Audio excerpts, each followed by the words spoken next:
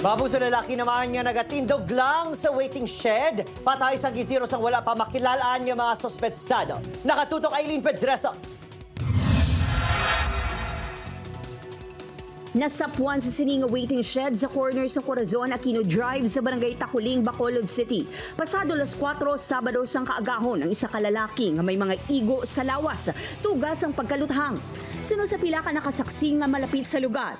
4 ka asod-asod nga lupok ang ila nabatian antes na sapuan ng biktima. Nakabati kami lupok. Pagwa namon, kita lang namon ang gaurayad ng biktima sa may waiting shed. Nabdan pa sa mga ini ang duha ka mga lalaki sakay sa motorsiklo nga madasi nga nagpalagyo padulong sa dulhugan nga parte sang barangay halin sa waiting shed kung saan inasapuan ng biktima. Hindi man kuno pamilyar sa ilang biktima. Hindi ma'am, bago lang namon nakita din. Nagapadayon pa ang investigasyon sang kapulisan sa posible motibo sang mga sospek. Ginapadalman pa kung konektado ang krimen sa record sang utod sa biktima. Kiba naton nga ang iyagali nga utod is na dati may kaso nga 9165 man. So sige na lusisa naton kung bala may kilabtanan ini.